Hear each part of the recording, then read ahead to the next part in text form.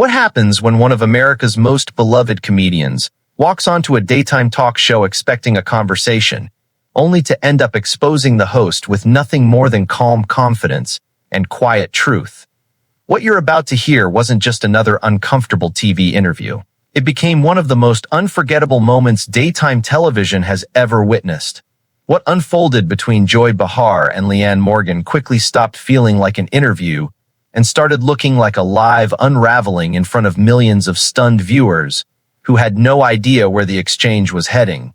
But before we dive into the moment everyone still talks about, take a second to subscribe and leave a comment, because this story doesn't slowly build, it detonates. As the cameras rolled, Joy Behar settled into her seat, wearing the expression she'd mastered over decades in television, that familiar confident smirk, the relaxed posture that silently declared this was her territory and everyone else was simply a guest. The studio lights caught every polished detail as she glanced through her notes, already certain this would be another routine interview she could control from the very first question. After more than 40 years on television, Joy had developed one philosophy that rarely failed her. Take command immediately, strike first, and never surrender the spotlight. Across from her sat Leanne Morgan, a comedian selling out theaters across the country with millions of devoted fans who loved her honest, relatable stories. To audiences, Leanne was a rising star, but to Joy, she appeared to be nothing more than a polite Southern comic who would crumble under pressure. In Joy's mind, this would be easy. An effortless target. What she never saw coming was that she had unknowingly invited the one guest who refused to play by her rules. "All right, we're back," Joy announced with theatrical confidence, her voice carrying that unmistakable edge. "Joining me now is Leanne Morgan, who apparently believes jokes about small-town life make her comedy's next big sensation." It wasn't curiosity. It wasn't playful teasing. It was a carefully crafted setup. Then came the next line. "So tell us, honey, what exactly makes your little stories so special?" Honey, little, special. Every word was delivered with calculated precision, each one designed to shrink Leanne before she had even spoken a sentence. Around the table, the other hosts subtly shifted in their seats. They had seen this pattern before. Everyone inside that studio knew exactly how these moments usually ended. But Leanne sat comfortably in a simple yet elegant outfit, making no attempt to compete with the bright lights or polished production surrounding her. While Joy projected control, Leanne projected authenticity. She wore a gentle smile, but behind it was complete awareness. She was carefully reading the room, quietly understanding every move being made against her, before deciding exactly how she would respond. "Well, Joy," Leanne began in her warm Tennessee accent, speaking with calm confidence that instantly slowed the pace of the room. "I think what makes my comedy special is that it comes from real people, real families, and real struggles. Not everyone has to look down on others or put on a performance just to make people laugh." And just like that, everything changed. It wasn't loud. It wasn't confrontational, yet somehow it landed with incredible force. Her kindness carried more weight than any insult could have. For the first time, Joy's confident smile briefly disappeared before she quickly forced it back into place. "Oh, please," she laughed dismissively. "Real comedy takes intelligence and sophistication. Anyone can tell hometown stories and get laughs from people who don't know any better." The audience heard the words wrapped inside artificial laughter, but something was different this time. The usual formula wasn't working.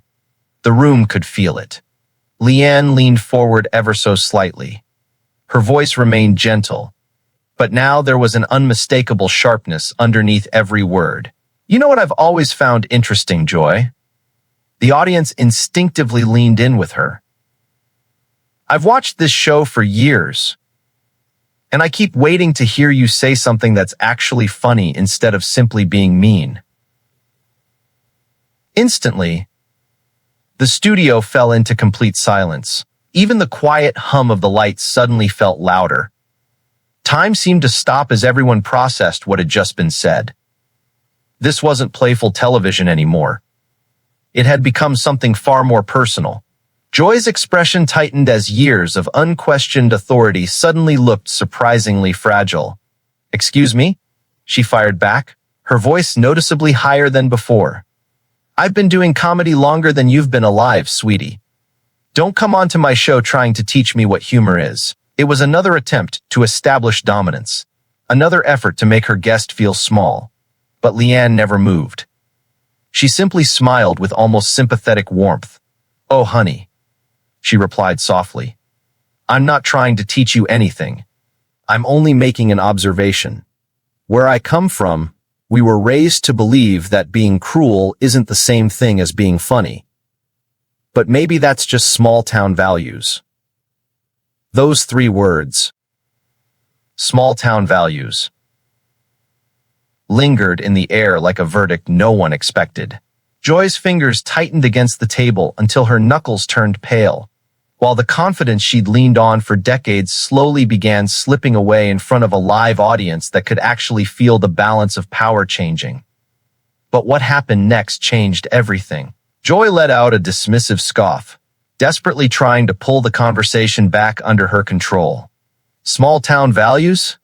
she shot back. "You mean small-minded thinking? Real comedy is supposed to challenge people. It isn't all sunshine and feel-good stories like your little folksy routine." Her words still sounded sharp, but something had changed. The confidence behind them was fading, and everyone watching could sense she was running out of weapons. "You're absolutely right, Joy," Leanne answered with a thoughtful nod. Her voice remained calm, but this time every word was placed with remarkable precision. "Real comedy should challenge people. But let me ask you something. When was the last time one of your jokes actually brought people together instead of pulling them apart? When was the last time someone walked away from your comedy feeling better about themselves instead of worse? And when was the last time your humor healed someone instead of hurting them?" 3 simple questions. 3 devastating blows. Each one struck directly at the heart of everything Joy had spent decades claiming to represent. The studio became so quiet it almost felt unreal. For more than 40 years, Joy Behar had built a reputation on having the fastest comeback in the room, always staying one step ahead. Yet in this moment, she had nothing. Her mouth opened, then closed again. The woman famous for dismantling everyone else had suddenly been left speechless by honest questions from the very guest she believed would be the easiest to intimidate. Sensing the tension, Whoopi Goldberg stepped in with an attempt to rescue the conversation. "Well, this is getting interesting," she said with a nervous smile. "Let's talk about your tour, Leanne." But Joy's pride refused to let the moment end. She couldn't accept defeat. "Hold on," Joy interrupted, her voice rising once again. "Are you actually trying to lecture me about comedy? Do you even know who you're talking to? I've been on television longer than you've been telling jokes at church socials, or wherever it is you perform." The phrase church socials hung in the air like one final desperate attempt to make Leanne seem insignificant. It was the swing of someone who could already feel the fight slipping away. And through it all, Leanne's smile never faded. Not for even a moment. Church socials, comedy clubs, sold-out theaters, Netflix specials, packed arenas. "I've done them all, Joy," Leanne said with a warm smile that never wavered.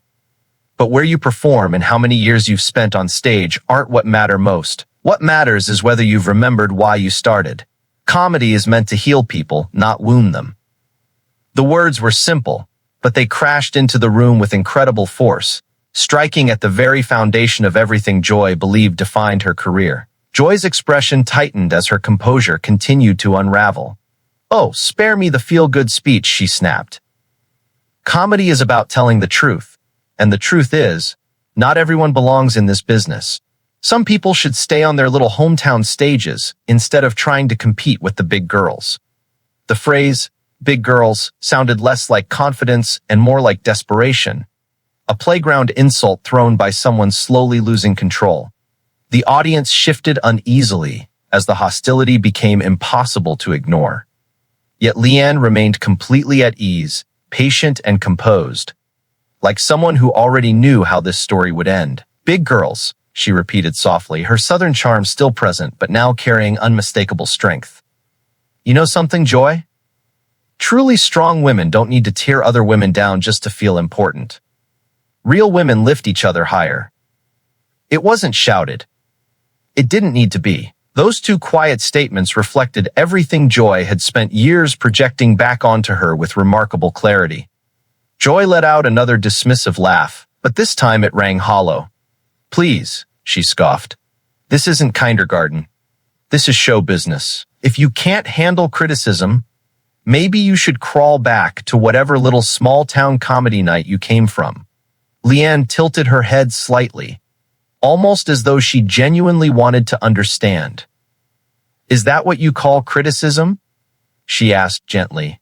Because where I come from, we'd simply call that being ugly for no reason. An audible gasp swept through the studio as hundreds of people inhaled at once. And then, lowering her voice until everyone had to lean closer, Leanne delivered the words that changed everything. Since you brought up criticism, let me offer you a little of my own. You've built your entire career by punching down. You mock people who don't have the platform to answer back, and you call that comedy. But real comedy. Joy. Real comedy punches up. She paused just long enough for every word to settle before continuing. Real comedy challenges power. It shines a light on injustice. It speaks truth to people who actually need to hear it. It doesn't target ordinary people who are simply trying to make it through life. By now, Joy's face had transformed completely. The confidence she'd entered with was gone, replaced by visible frustration as the woman who had expected to dominate the conversation suddenly looked cornered. How dare you come onto my show and analyze me like this? Joy fired back, her voice trembling with growing desperation. You don't know anything about my career or everything I've accomplished. Leanne smiled kindly, almost sympathetically, before answering. Oh, I know more than you think. I know you've spent years making regular people the punchline. I know you've convinced yourself that living in New York somehow makes you wiser than everyone else. And I know you've built an image around being the mean girl who never really outgrew high school. Honestly, Joy. She paused for just a heartbeat. It's sad. That single word landed harder than any insult could have. There was no anger behind it. No hatred. Just disappointment. And somehow that hurt far more. Joy's voice cracked as she fought to recover. I'm successful. I have a career. I have influence. What do you have? A few YouTube clips and county fair audiences? Leanne laughed, not mockingly but genuinely. The kind of warm, effortless laugh that reminded everyone exactly why audiences adored her. You know what I do have, Joy? I have people who leave my shows feeling lighter than when they walked in. I have families who tell me laughter carried them through the darkest seasons of their lives. I have fellow comedians who respect me because I treat people with kindness. Can you honestly say the same? Once again, silence settled over the studio. Not the awkward kind that disappears after a few seconds, but the kind that exposes everything. Joy searched desperately for an answer, opening and closing her mouth while every possible comeback seemed to vanish before she could speak it. Sensing the tension, Sunny attempted to ease things back onto safer ground. Well, every comedian has a different style, right? But Leanne never looked away. Is cruelty considered a style now? She asked quietly. Because that's all I've experienced since sitting down today. I wasn't invited here for a conversation. I was invited here to be embarrassed in front of millions of people. And the heartbreaking part is, the only person who's really embarrassed themselves is you. Joy finally found her voice again, shaking with restrained anger. You really think you're better than me because of your sweet little stories and your holier-than-thou attitude? Let me tell you something, sweetheart. This business will chew you up and spit you out. Nice girls always finish last. Leanne nodded thoughtfully before answering with complete calm. Maybe they do, she admitted. But at least they reached the finish line with their souls still intact. Then she leaned forward just enough that every eye in the studio locked onto her. Tell me something, Joy. When you go home at night, are you proud of the person you've become? When you stand in front of the mirror, do you honestly like who looks back at you? And when the cameras are gone and you're alone with your thoughts, are you truly at peace? 3 quiet questions landed one after another with devastating precision. Each one seemed to strip away another layer of the image Joy had spent decades building. For the first time, the audience wasn't looking at the television personality they'd always known.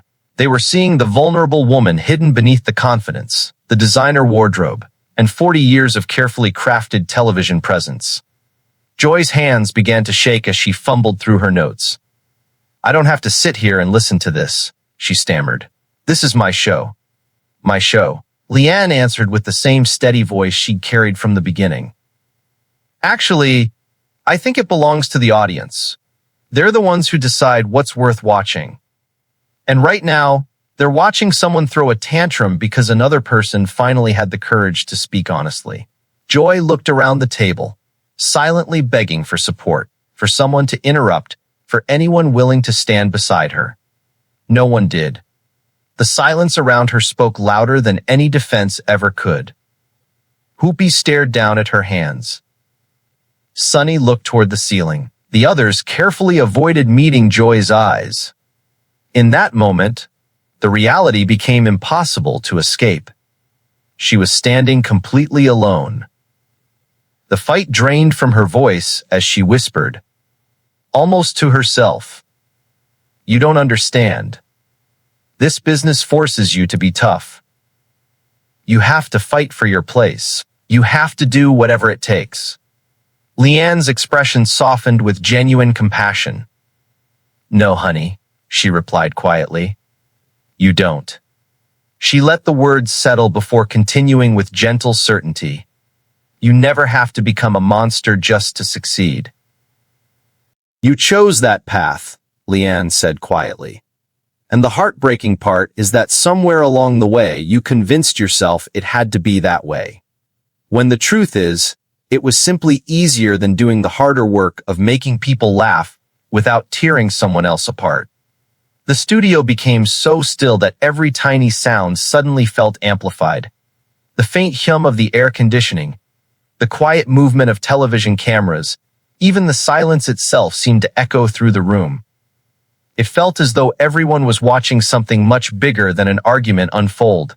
Joy stared back at Leanne with an expression caught somewhere between anger and something far more unsettling. Recognition. For a split second, it looked as if she were seeing herself without the armor she'd worn for decades, and she didn't like what was staring back. Her breathing grew quicker, her composure slipping away. Then the anger returned. Stronger than before. She couldn't face the reflection Leanne had placed in front of her, so she fell back on the one instinct that had always protected her.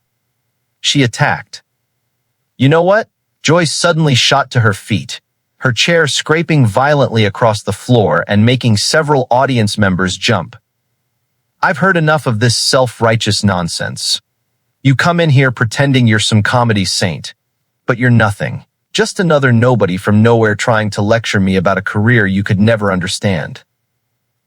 Through it all, Leanne never moved. She remained seated, shoulders relaxed, her expression carrying genuine compassion rather than satisfaction.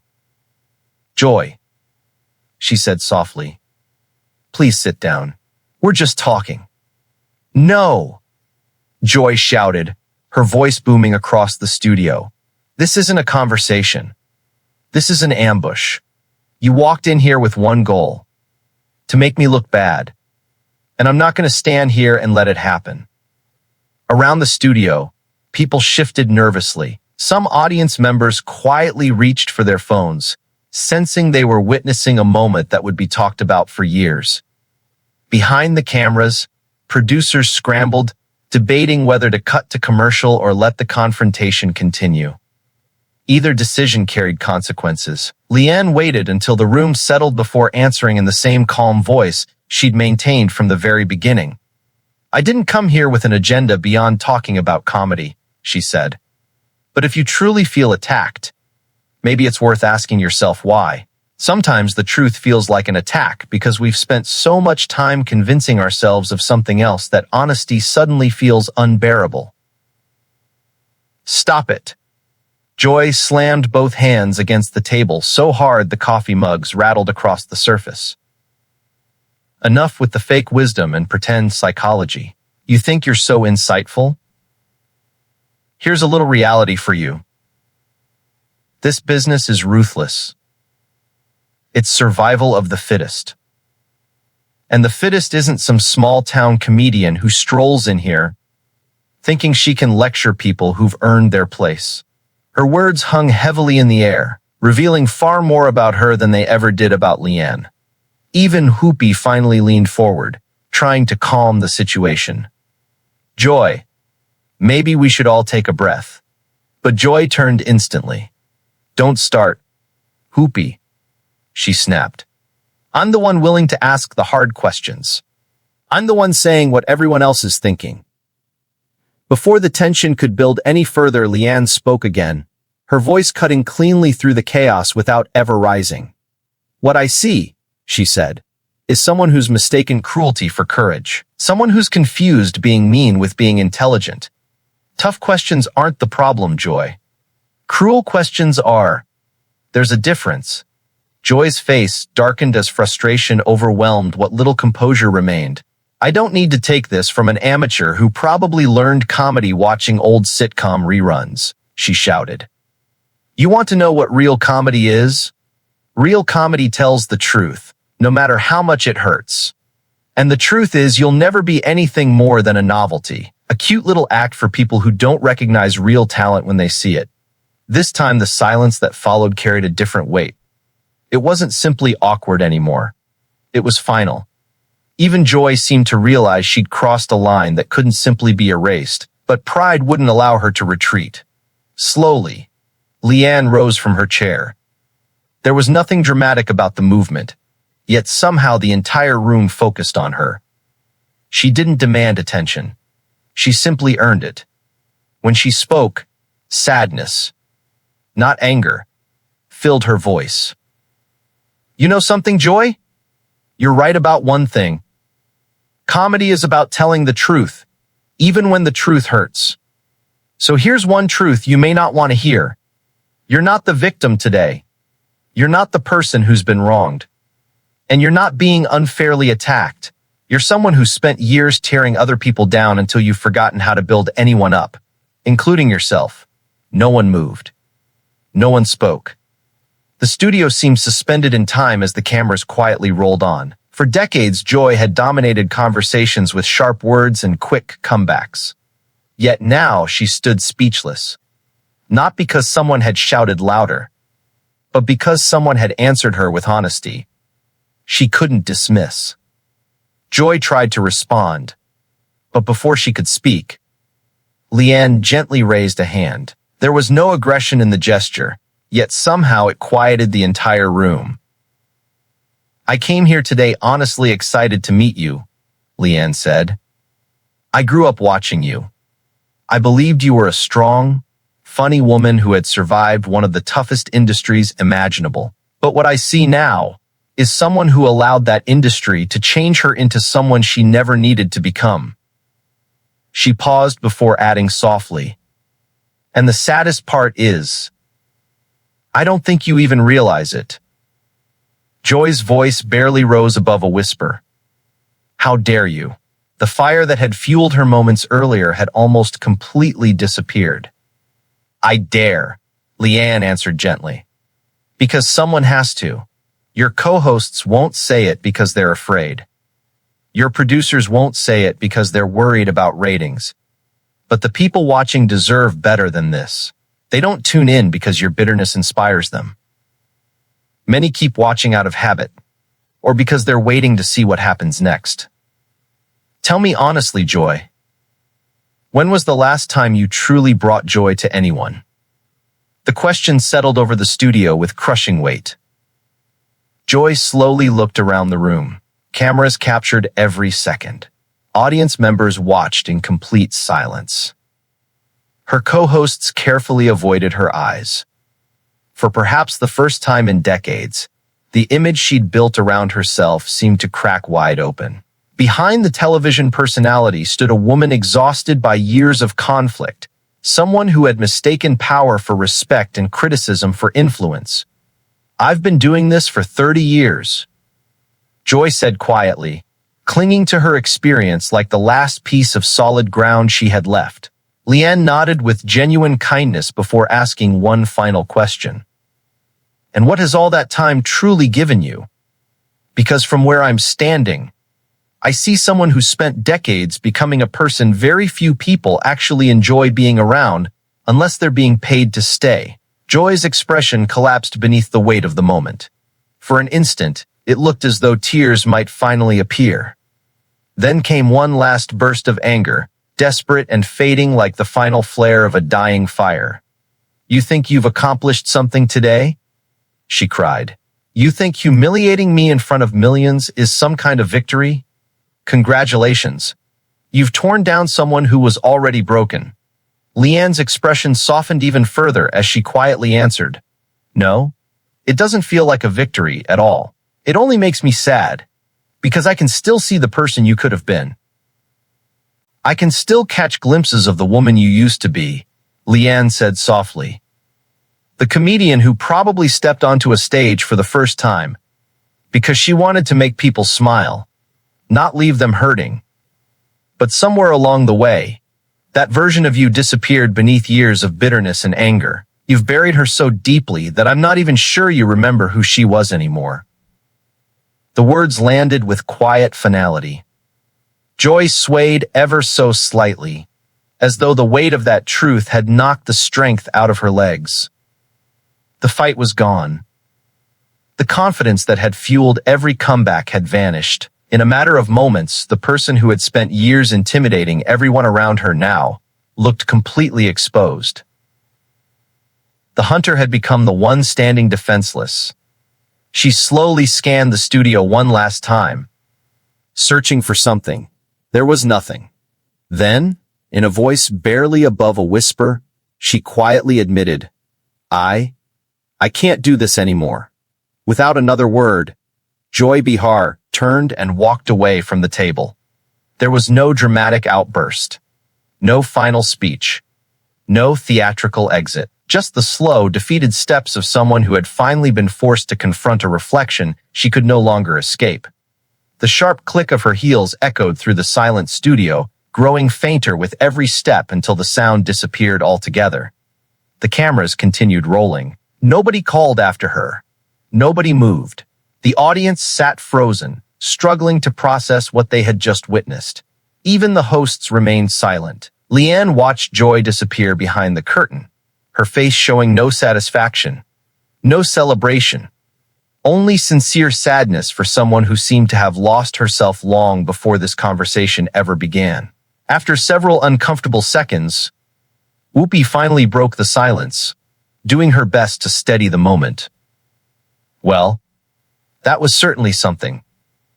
Lean, thank you for joining us today." Leanne offered a gentle smile before replying, "Thank you for having me. And more than anything, I truly hope Joy finds whatever she's been searching for. I really mean that." Moments later, the show faded into a commercial break.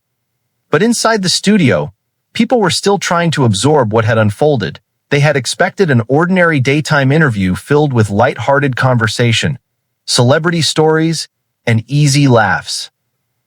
Instead, they had witnessed something far more unforgettable. A television icon stripped of the image she'd spent decades protecting. And perhaps the most remarkable part wasn't that someone stood up to her. It was how they did it.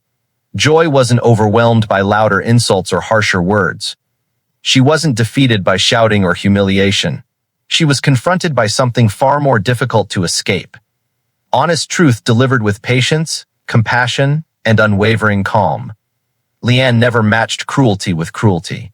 She never abandoned her values.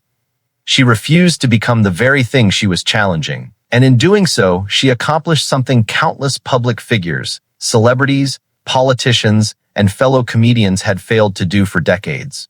She simply held up a mirror. For the first time in years, Joy was forced to look directly into it, and what stared back proved too painful to ignore. But what happens after a moment like that?